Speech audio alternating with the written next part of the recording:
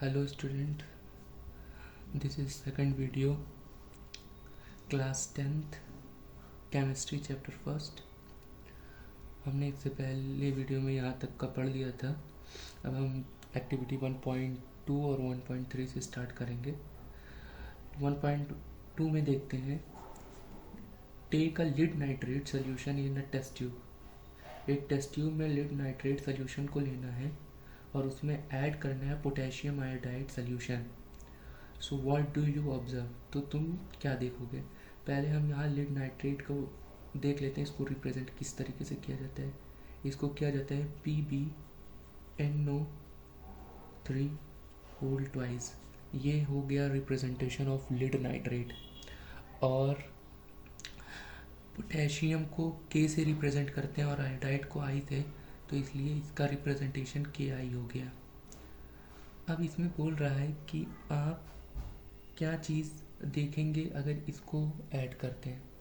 तो ये चीज़ हम अच्छे तरीके से देखेंगे, अपने प्रैक्टिकल में जानेंगे कि क्या क्या चीज़ें हम इसमें होता है और ये किस तरीके से शो करेगा अपने आप को।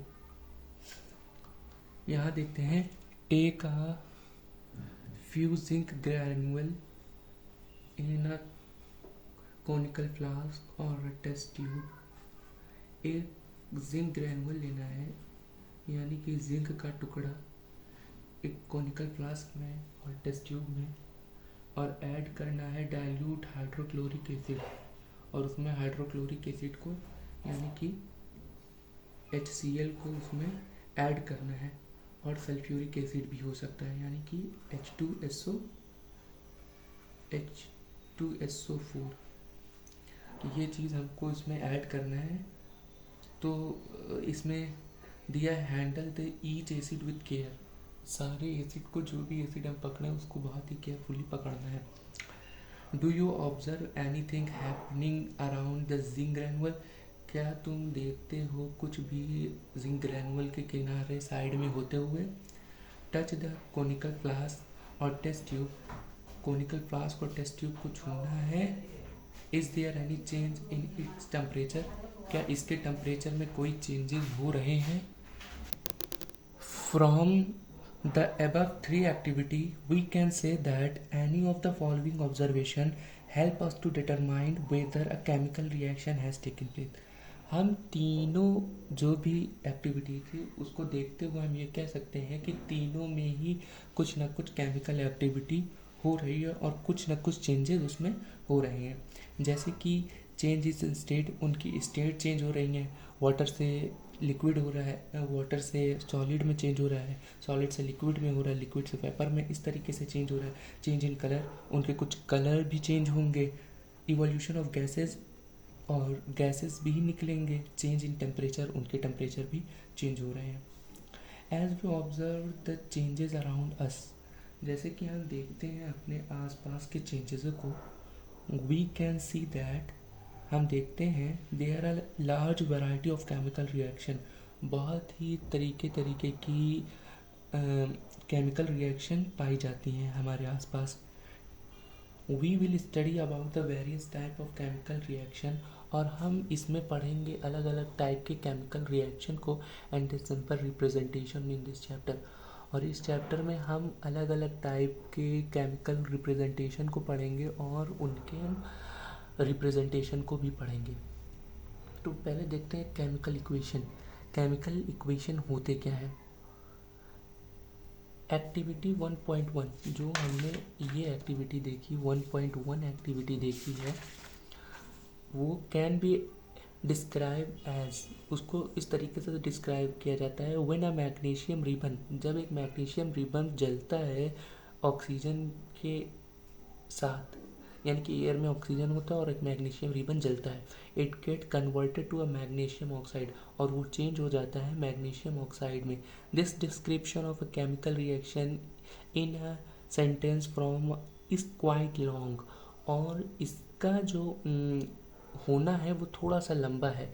It can be written in a shorter form, और इसको हम शॉर्टर फॉर्म में भी लिख सकते हैं। The simplest way to do this to write in the form of a word equation, और सबसे आसान तरीका ये है कि हम इसको वर्ड इक्वेशन में लिखें, जैसे कि the word equation for the above reaction would be, जो ऊपर रिएक्शन था मैग्नीशियम रिबन वाला, उसका वर्ड इक्वेशन होगा मैग्नीशियम प्लस ऑक्सीजन, तो मैग्नीशियम ऑक्साइड, मैग्नीशियम यानी Mg, ऑक्सीजन O, तो ये बना लेगा MgO, magnesium oxide.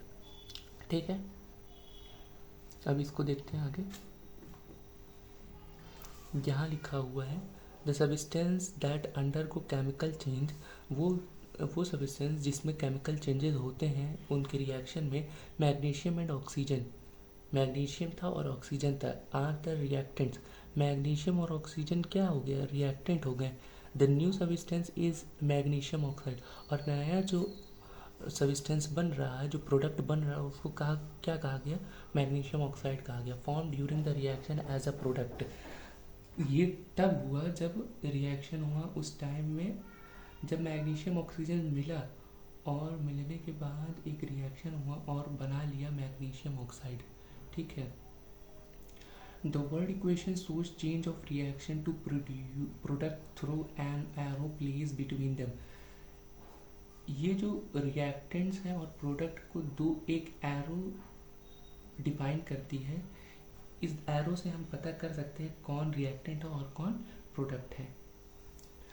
The reactant are written on the left hand side, जो रिएक्टेंट है वो लेफ्ट हैंड साइड पे लिखा है, यानी LHS, ये LHS है, और जो प्रोडक्ट होता है और इनके बिटवीन ये दो रिएक्टेंट होंगे, उनके बिटवीन में एक प्लस का साइन होगा और उसके बाद एक एरो होगा, उसके बाद प्रोडक्ट राइट हैंड साइड पे होगा RHS पे विद द प्लस साइन, उसके भी बीच में प्लस साइन होगा अगर एक से ज़्यादा कोई प्रोडक्ट बन रहा है between them. The arrow point toward the product and shows the direction of the reaction, और जो ये एरो है वो ये शो करता है कि ये डायरेक्शन ऑफ रिएक्शन इसको शो करता है।